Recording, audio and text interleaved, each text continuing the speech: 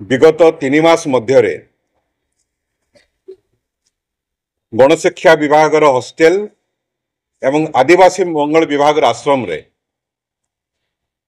6 जन आदिवासी एवं दलित छात्र छात्री मृत एवं जड़े क्षत विक्षत किंतु सरकार वर्तमान सुधा संपूर्ण नीरव से आम उपरे केस करी आम मुह को बंद करने को चाहते किंतु कदापि ताहा हवा को दिया जीव नाही।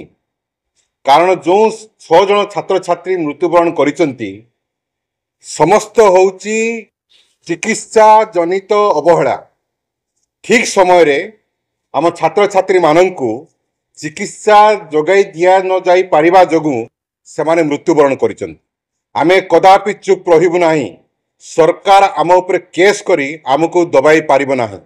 ए आंदोलन को बिजु जनता दल सही दिन पर्यंत चालू रखिबो जेते दिन पर्यंत आदिवासी एवं दलित छात्र छात्री माने जो माने आश्रम स्कूल एवं 40 सीटेड स्कूल रे रहउचंती सेमाने निजको सुरक्षित मणिमे नाही।